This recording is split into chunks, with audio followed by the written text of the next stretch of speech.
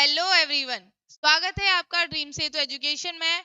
मैं विनीता, आपकी एजुकेटर, आपकी ट्यूटर। तो बच्चों, थ्योरीज की सीरीज में आज मैं आपके लिए लेके आई हूँ ब्रूनर्स थ्योरी। ठीक है, जैसे कि हमने इससे पहले पियाजे की थ्योरी, वाइगोट्स्की की थ्योरी और कोलबर्ग की थ्योरी, कोहलर की थ्योरी, ये सारी थ्योरीज हमने कर ली हुई हैं। जो भी बच्चे ऐसे हैं जिन्होंने अभी तक वो थ्योरीज नहीं देखी हैं, तो प्लीज जाके एक बार उन्हें भी चेक कर लीजिए, उन्हें देख लीजिए, क्योंकि ये काफी इंपॉर्टेंट थ्योरीज हैं जिनसे एग्जाम में क्वेश्चन बनता ही बनता है, आता ही आता है। ठीक है बच्चों, तो इसको बहुत ज्यादा जरूरी है कि आप कर लें।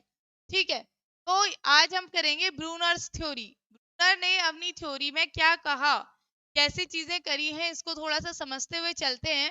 देखो, Bruner came up with his learning theory in 1961। अपनी लर्निंग थ्योरी को लेके ब्रूनर साहब आए थे 1961 में। ठीक है, according to Bruner's theory, learning is an active process.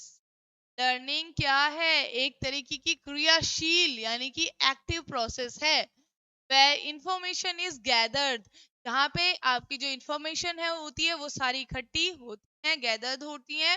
ठीक है, and new ideas are form, और आपके नए नए आइडियाज क्या होते हैं? बनते हुए जाते हैं।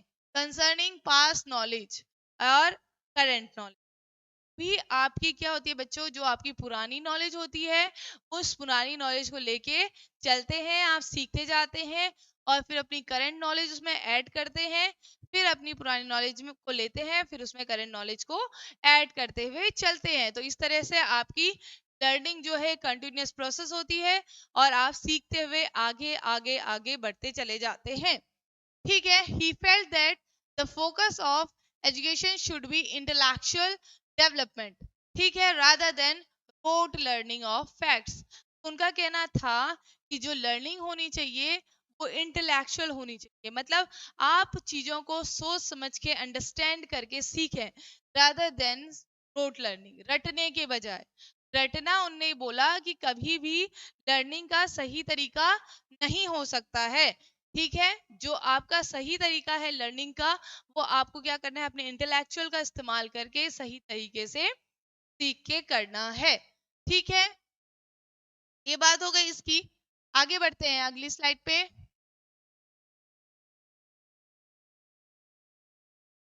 अ प्रीडिस्पोजिशन और टुवर्ड्स लर्निंग। अब ये कुछ आपके टाइप्स हैं, ठीक है, जो कैरेक्टरिस्टिक्स हैं, क्या क्या कैरेक्टरिस्टिक्स होने चाहिए लर्निंग के। ठीक है, सबसे पहले लर्निंग की तरफ जो आपका नजरिया है वो काफी अच्छा होना चाहिए। दूसरी बात, the ways in which a body of knowledge can be structured so that it can be most readily grasped by the learner। ये क्या कह रहा है इस लाइन से? The way in which a body of knowledge, जो body है, जो जिससे आप ज्ञान ले रहे हैं, ठीक है, जिससे आप चीजों को समझ रहे हैं, उसको क्या होना चाहिए? एक पूरे स्ट्रक्चरल फॉर्म में होना चाहिए, एक प्रॉपर स्ट्रक्चर की तरह होना चाहिए, जिससे कि क्या कर सको आप, जो बच्चा है, जो लर्नर है, वो इसको काफी इजीली ग्रास्प कर सके। ठीक है, उसको काफी इजीली ले सके। फिर क्या कह रहा है अगली बात? The most effective sequence in which to present material and the nature and pacing of rewards and punishment. और दूसरी चीज है, लर्निंग के अंदर वो सारी चीजें आनी चाहिए जिसमें क्या है, ये इफेक्टिव सीक्वेंस है, जिसमें आपकी जो भी मटेरियल, जो भी नेचर है, उससे वजह से ऐसा हो कि आपको कुछ रिवॉर्ड मिल रहा हो, कुछ पीस ऑफ माइंड मिल रहा हो, ठीक है, या पनिशमेंट मिल रहा हो। तो ये क्या है? कुछ कैरेक्टरिस्टिक्स हैं से लर्निंग हो सकती है। अब अगले की तरफ बढ़ते हैं और क्या कह रहे हैं भाई साहब? Bruner suggested the idea of connecting one's prior knowledge with the current knowledge to make the learning process effective। तो जैसा कि मैंने अभी आपको बताया, उन्होंने इस चीज पे एम्फेसाइज किया कि जो भी बच्चे को या फिर जो भी लर्नर है, उसको जो भी सारी चीजें पहले से आती हैं, तो उसकी प्रीवियस नॉलेज है, तो उसको क्या करना है? करंट नॉलेज में जोड़ना है। जब भी आपने बीएड डीएलएड या जो भी किया होगा, तो उसमें आपने जब भी लेसन प्लान बनाया होगा, तो क्या किया?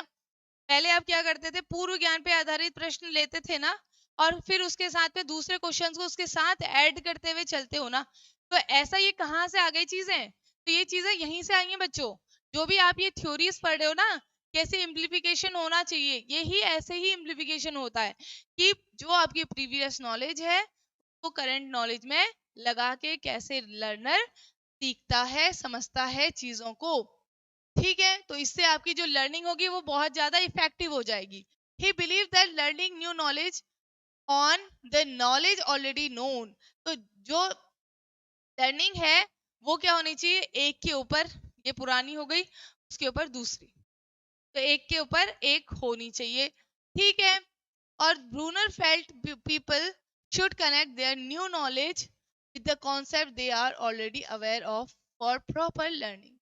तो इन्होंने एक और चीज बोली, ठीक है, क्या बोली कि जो भी कॉन्सेप्ट हैं ऑलरेडी जिनसे लोग अवेयर हैं उसको भी उन्हें समझना है, उससे भी प्रॉपर लर्निंग होती है। Hence Brunner's theory encourage us to relate the new information with the old information।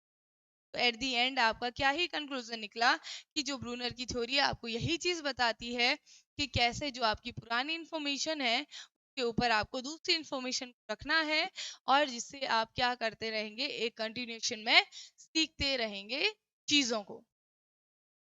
आगे बढ़ते हैं। 6 he researched the cognitive development of children and identified 3 stages of representation। अब क्या हुआ भाई, कॉग्निटिव हम पढ़ते हुए आ रहे हैं, कॉग्निशन समझते हुए आ रहे हैं, सुनते हुए आ रहे हैं, तो कॉग्निशन का मतलब सीधा सीधा तो यहाँ से आपको क्या पता चलता है कि आपकी मेंटल प्रोसेस है। ठीक है, जो भी आपकी मेंटल प्रोसेस है, प्रॉब्लम सॉल्विंग है, मेमोरी है, जो भी सारी चीजें हैं वो आपकी कॉग्निशन में आ जाती है।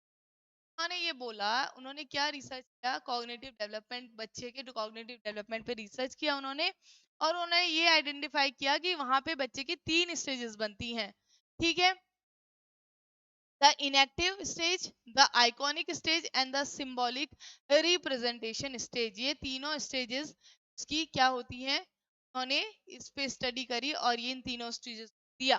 He believed that the intellectual development of an individual should be the primary goal of education instead of rote memorization। उन्होंने क्या माना था, किस चीज को माना था, जो सबसे पहले होना चाहिए इंटेलेक्चुअल डेवलपमेंट होना चाहिए किसी भी बच्चे का। ठीक है, इंडिविजुअल मतलब कोई भी व्यक्ति, कोई भी बच्चा है, उसका सबसे पहले इंटेलेक्चुअल डेवलपमेंट होना चाहिए इसका। ठीक है, और ये प्राइमरी गोल होना चाहिए हमारा कि बच्चे का इंटेलेक्चुअल डेवलपमेंट हो सके। बल्कि हमें रोट लर्निंग, अगर सोचो छोटा ही बच्चा है और वहीं से अगर हमने उसकी इंटेलेक्चुअल लर्निंग स्टार्ट कर दी तो रोट लर्निंग आपकी अपने आप ही खत्म हो जाएगी। Rote learning is not a good thing, is not a good idea जिसे आप बच्चे को सिखा सकते हैं। ठीक है, अगला आगे बढ़ते हैं। रोट रोट मेथड से सिखाने पे ना बच्चों एक टाइम के बाद बच्चा भूल जाएगा, और अगर उसने वही चीजों को एक्सपीरियंस करा है, अंडरस्टैंड करा है, वो चीजों को ज्यादा देर तक का रिटेन करके अपने माइंड पे रखेगा। सबसे पहला आ जाता है 3 स्टेजेस में inactive stage. The inactive stage is Brunner's first stage of represent.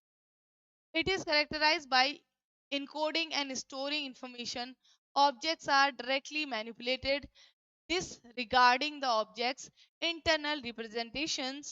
For instance, when a child shakes a rattle, he or she will expect the rattle to make a noise or sound based on his or her experience। अब क्या होता है बेटा, देखो यहाँ पर क्या होता है, जो आपकी इनएक्टिव स्टेज है, अभी क्या होता है, बच्चा चीजों को, छोटा होता है काफी, वो चीजों को क्या कर रहा है, अपने सेंसेस से, अपने मतलब छू के, सूंघ के, देख के, हर एक चीज से वो पहचानने की कोशिश करता है। तो वो उतना क्या होता है, धीरे धीरे धीरे छोटी छोटी छोटी एक्टिविटीज के थ्रू वो क्या कर रहा होता है, अपनी इंफॉर्मेशन को ले रहा होता है, फिर स्टोर कर रहा होता है, फिर ले रहा होता है, फिर स्टोर कर रहा होता है।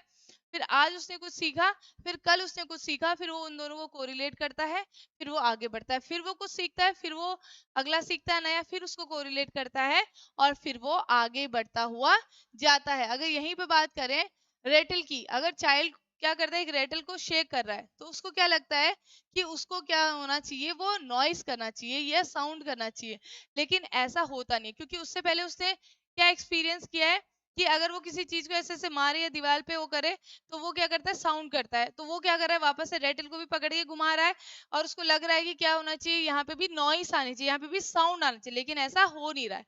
तो फिर उसने क्या देख लिया कि हर रेटल जरूरी नहीं है कि वो क्या करेगा, नॉइस करेगा ही करेगा या साउंड करेगा ही करेगा। तो उसने क्या कर लिया, उसके साथ में अपनी इंफॉर्मेशन को ऐड ऑन कर लिया उसमें। ठीक है, तो ये हो गई आपकी कौन सी स्टेज, इनएक्टिव स्टेज। फिर आती है आइकॉनिक स्टेज। अब बच्चा क्या कर रहा है, कैसे सीख रहा है, आइकन से, जो भी आपके छोटे छोटे आइकन्स होते हैं उससे बच्चा सीख रहा है। देखो, the iconic stage is the second stage of representation.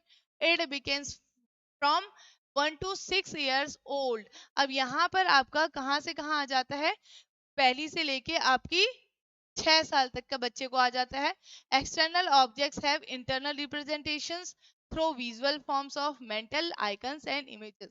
अब वो क्या कर लेता है, जो भी वो सारी चीजें बाहर देखता है, उन सारी वस्तुओं का, उन सारी चीजों की वो क्या करता है, इमेज बना लेता है और उसको अपने माइंड पे बिठा लेता है। ठीक है, और फिर उसको विजुलाइज करता है, उसको समझ जाता है, सोचता है, समझता है, सारी चीजें कर लेता है, उसको अपने माइंड में बिठा लिया। Okay, now it's fine. ठीक है, for instance a child drawing a car is characteristic of this stage. अब जैसे कोई बच्चा क्या कर रहा है, उसने देखा हुआ है कार तो 4 पहिए होते हैं कार के ऐसे, या फिर उसने बाइक देखी है तो 2 पहिए होते हैं, साइकिल ऐसी ऐसी होती है। तो फिर वो क्या करेगा, उसको वैसे ही कोशिश करेगा कि वो वैसा ही उसको ड्रॉ कर ले। उसमें 2 आदमी ऐसे बैठे हुए हैं, तो वो क्या करता है, उसने उसको देखा है, उसे विजुलाइज किया है और फिर वो उसको क्या कर रहा है, बनाने की कोशिश कर रहा है। तो ऐसे वो चीजों को समझता है, ठीक है, अंडरस्टैंड करता है। तो इसीलिए आइकॉनिक, वो एक आइकन की तरह काम करता है। ठीक है, फिर आता है सिंबॉलिक स्टेज। अब देखो इस स्टेज में बच्चा जो भी भाषाएं हैं, जैसे हर एक भाषा या कोई भी चीजें हैं, वो भाषा हमारी क्या होती है, हम एक सिंबल के तौर पे उसे लर्न करते हैं। ठीक है, छोटे छोटे जो हमारे सिंबल्स होते हैं, ABCD, ये सब सिंबल्स ही तो हैं, या A, ये सारे सिंबल्स ही है ना। इनके थ्रू हम चीजों को लर्न कर रहे हैं, अंडरस्टैंड कर रहे हैं।